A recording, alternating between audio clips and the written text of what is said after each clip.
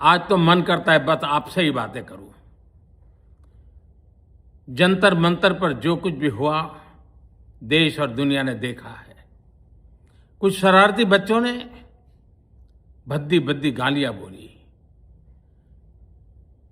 किसी भी सभ्य समाज को शोभा न दे ऐसे शब्दों का प्रयोग किया गया। मुझे तो गालियां दी गई, मेरी स्वर्गीय माता को भी गालियां दी गई। न जाने कितना भद्दा स्वरूप था। लेकिन मैं आज बात करना चाहता हूं कि बचपन में गलतियां होती हैं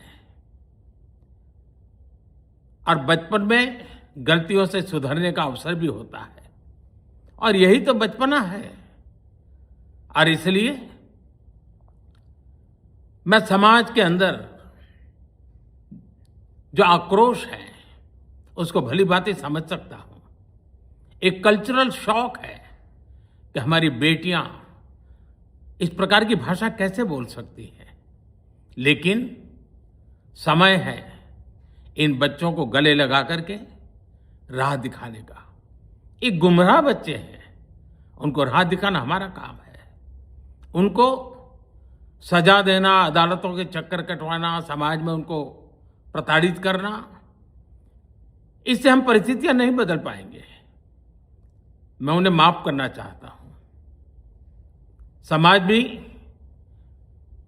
मेरी इस बात को स्वीकार करे, क्योंकि मेरे मन में एक ही भाव है।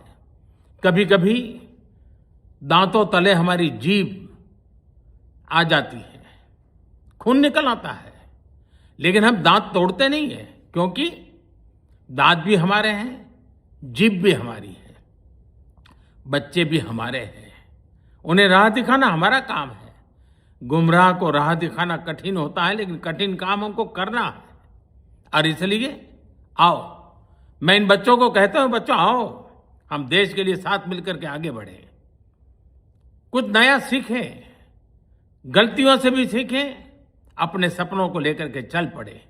देश बहुत आगे बढ़ रहा है, आगे बढ़ने वाला है, और आपका भी आगे बढ़ना निश्चित हो, यही मेरा सपना है। मैं आपके लिए जीता हूं, आपके उज्जवल भविष्य के लिए खपता हूं। आओ हम मिलकर के देश को आगे बढ़ाएं। बहुत बहुत धन्यवाद दोस्तों। बस आओ, गलतियों से सीखो, आगे बढ़ो। मैंने अभी देखा कि एक लड़की के ऊपर गाली देने के लिए केस किया गया है। तो एक बात तो ये है कि अगर आप केस कर रहे हो गाली देने के लिए, तो उन बीजेपी के आईटी सेल पर कब केस किए जाएंगे जो इतने सालों से लड़कियों को गंदी गंदी गालियां ऑनलाइन दे रहे थे। क्या क्या शब्द इस्तेमाल नहीं कर रहे थे वो लड़कियों के लिए, कहीं से भी वो इज्जत नहीं कर रहे थे लड़कियों की। और वो लोग प्राउडली अपने बायो में लिखते थे फॉलोड बाय पीएम मोदी। ऐसे लोगों ने लड़कियों को गंदी गंदी गालियां दी है, उनके ऊपर केस कब होंगे। और बात बस बीजेपी आईटी सेल तक नहीं है, इनके मेंबर ऑफ पार्लियामेंट जो है रमेश बिधूड़ी जी, उन्होंने किन शब्दों का इस्तेमाल किया था एक फेलो मेंबर ऑफ पार्लियामेंट के लिए सबको याद है। यूपी के जो सीएम है योगी आदित्यनाथ, उनका एक वीडियो भी आया था जहाँ पर जो एएनआई का कैमरा पर्सन था उसके लिए भी उन्होंने गालियाँ दी थी। तो ये क्या चल रहा है, इस देश में दो कानून चल रहे हैं क्या? यूथ के लिए एक अलग कानून है और बीजेपी और उनके नेताओं के लिए अलग कानून है। और गाली देना कोई अपराध नहीं है, गाली देना इज नॉट अ क्राइम। अगर कोई गाली देता है वो बुरा हो सकता है, वो बुरी बात हो सकती है, तो उसको आप समझाइए, उसको आप कहिए कि गाली मत दो। लेकिन केस किस बात पर किया जा रहा है?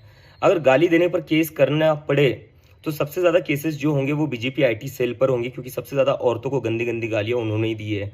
और बीजेपी के नेताओं पर होंगे जिन्होंने इतनी गंदी गालियाँ इतने सालों से दी और पार्लियामेंट के अंदर भी दी है।